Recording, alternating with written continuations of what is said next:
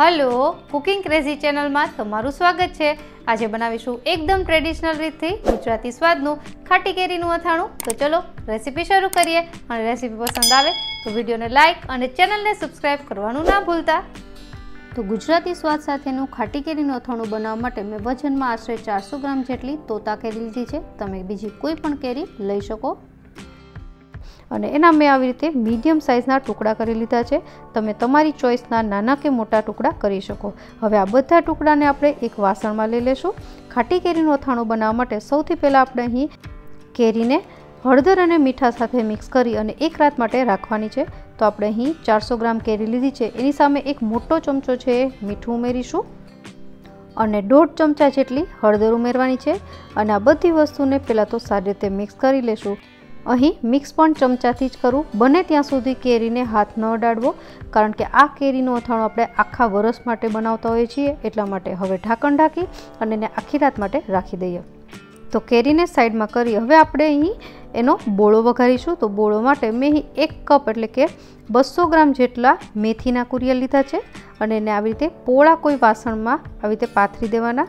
અને ત્યારબાદ 1 કપ મેથીના કુરિયા સામે અડધો કપ જેટલા રાઈના કુરિયા લીધા છે અને એને પણ આપણે આવી રીતે ફેલાવી દેશું।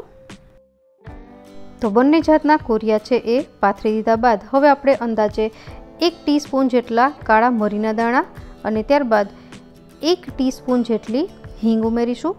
હવે આ બોળામાં નાખવાના તેલનું માપ જોઈ લઈએ। તો અહીં મેં એક તપેલીમાં 1 કપ પહેલાં અને ત્યારબાદ અડધો કપ એટલે કે ટોટલ 1.5 કપ સિંગ તેલ લીધું છે। અહીં અથાણામાં બને ત્યાં સુધી સિંગ તેલનો ઉપયોગ કરવો અને ત્યારબાદ હવે આ તેલ છે એને આપણે મીડિયમ ગેસની ફ્લેમ પર ધુવાળા નીકળે ત્યાં સુધી ગરમ કરવાનું છે। અને જેવું તેલ ગરમ થાય એટલે આપણે થોડી હિંગ નાખી અને ચેક કરીએ।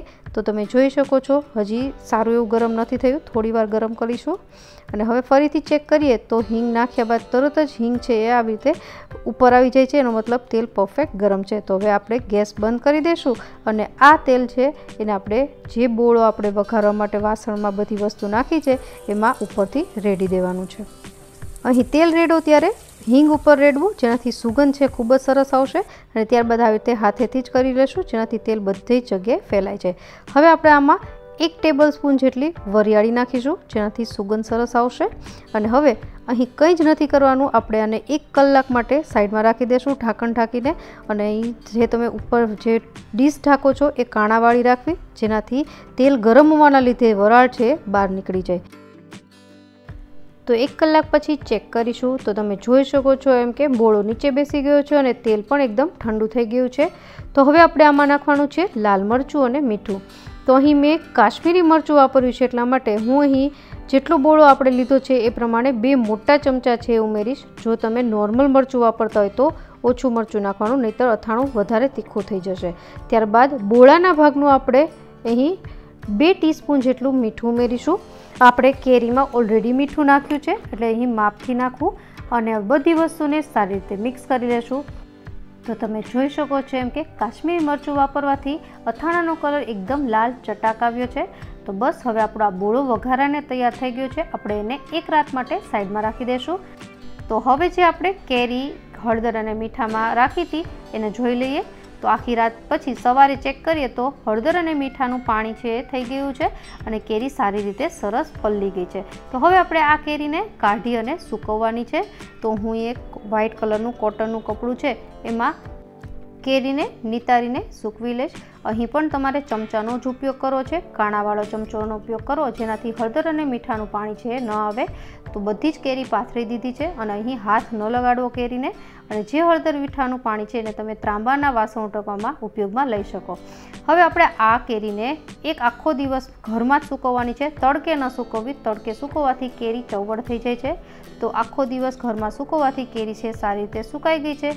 તો હવે આ કેરીને આપણે જે બોળો વઘાર્યો તો એમાં એડ કરી દઈશું। તો આપણે બોળો વઘાર્યો તો એને આખી રાત આપણે આમનામ રાખ્યો તો હવે એમાં આ કેરી છે એને નાખી દેવાની છે। તો તમે જોઈ શકો છો કેરી દેખાવમાં પણ સોફ્ટ જ લાગે છે. વધારે પડતી સૂકવવાથી કેરી ચવડ થઈ જશે, તો એવી રીતે વધારે તડકે પણ ન સૂકવવી અને વધારે ઘરમાં પણ ન સૂકવવી. એક દિવસ તમે કેરી સૂકવો એટલે ચાલે. તો બોળામાં કેરીને સારી રીતે મિક્સ કરી લીધા બાદ હવે આપણે બોળા અને કેરીનો સ્વાદ એકબીજા સાથે મિક્સ થઈ જાય એની માટે ફરીથી આપણે ઢાંકણ ઢાંકી અને એને આખી રાત માટે રાખી દઈશું. તો બીજે દિવસે હવે ચેક કરીએ તો કેરી અને બોળો છે એકબીજા સાથે સારી રીતે મિક્સ થઈ ગયા છે. હવે આ અથાણું તૈયાર થઈ ગયું છે, પણ આ અથાણું હજી ખાવા માટે તૈયાર નથી, કારણ કે આમાં જે રાઈના અને મેથીના કુરિયા નાખ્યા છે એનો સ્વાદ છે એ 5-6 દિવસ પછી જ ઓગળી અને સારી રીતે મિક્સ થશે. તો આપણે અત્યારે આ અથાણાને એરટાઇટ કન્ટેનરમાં, એટલે કે તમે કોઈ પણ કાચની બરણીમાં ભરી શકો છો. તો મેં અહીં કાચની બરણીમાં આ અથાણું ભરી લીધું છે અને તમને જોઈ શકો છો એકદમ લાલ ચટક ખાટી કેરીનું આ અથાણું છે એ એકદમ ગુજરાતી સ્વાદનું બન્યું છે અને આખા વર્ષ સુધી આ અથાણું છે બગડતું નથી. તો આશા રાખું કે એકદમ ટ્રેડિશનલ રીતથી બનતું આ ગુજરાતી સ્વાદનું ખાટું અથાણું તમને જરૂરથી પસંદ આવ્યું હશે. મળીએ નવી રેસીપી સાથે, ત્યાં સુધી બાય.